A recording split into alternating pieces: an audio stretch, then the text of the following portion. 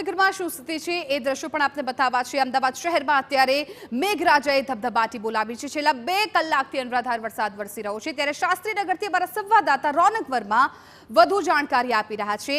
રોનક, શાસ્ત્રીનગરમાં વિસ્તારમાં અત્યારે શું સ્થિતિ છે, ત્યાંના લોકો શું કહી રહ્યા છે, પ્રી મોન્સૂન કામગીરી ખાસ તો કઈ પ્રકારની ત્યાં દેખાઈ રહી છે, એ જણાવશો। બિલકુલ છેલ્લા 1 કલાકથી અમદાવાદના અનેક વિસ્તારોમાં જે વરસાદ વરસી રહ્યો છે અને તેના જ કારણે હવે અનેક વિસ્તારો છે તે જળમગ્ન થયા હોય તે પ્રકારના દ્રશ્યો પણ સામે આવી રહ્યા છે। આપ સીધા જ દ્રશ્યો જોઈ રહ્યા છો અમદાવાદના શાસ્ત્રીનગરથી કે જ્યાં આગળ સામાન્ય વરસાદ થવાને કારણે જે પાણીનો ભરાવો છે તે થઈ ચૂક્યો છે। આ જે રસ્તો છે જોઈ રહ્યા છો તે કોઈ નદી નથી, આ જે રસ્તો છે તે જોઈ રહ્યા છો કોઈ નાળું નથી, પરંતુ જે રસ્તો છે તે મુખ્ય માર્ગ છે જે શિવરેન્દ્રની અને અખબારનગરને જોડે છે। શિવરેન્દ્રની અખબારનગરને જોડતો આ માર્ગ છે જ્યાં આગળ પાણી ભરાવાને કારણે અત્યારે જે અનેક સમસ્યાઓ છે તે થઈ રહી છે।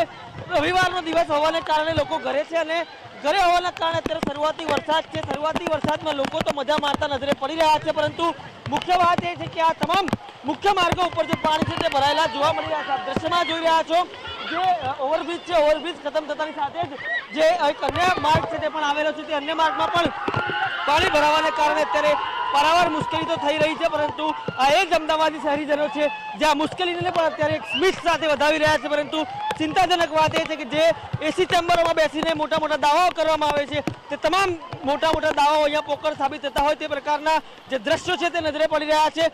અંદાજિત 1.5 થી 2 કિલોમીટરનો જે માર્ગ છે તે અત્યારે બંધ કરવાની ફરજ છે તે પડી છે, પરંતુ તમામ બાબતોની વચ્ચે સામાન્ય વરસાદમાં અત્યારે જે પાણી છે તે પાણીનો ભરાવો થયો છે અને તે જ પાણીનો ભરાવો અત્યારે ચોક્કસથી ચિંતાજનક સ્થિતિ છે તેનું સર્જન કરી રહ્યો છે। હવે આ પાણીનો નિકાલ ક્યારે થાય છે તે જ મુખ્ય સવાલ રહેશે।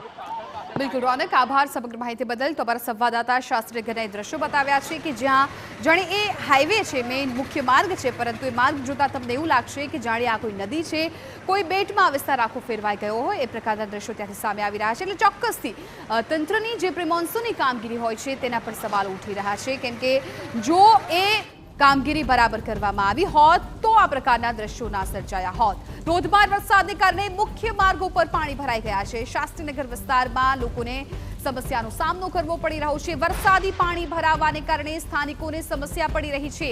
બેરિકેડ લગાવીને રસ્તો બંધ કરવાની ફરજ પડી છે, કારણ કે જે વરસાદી પાણી છે એ ક્યાંય પણ જઈ શકે તેવો રસ્તો નથી, જેના માટે બેરિકેડ લગાવવામાં આવ્યા છે અને અમુક રસ્તાઓ છે બંધ કરી દેવામાં આવ્યા છે।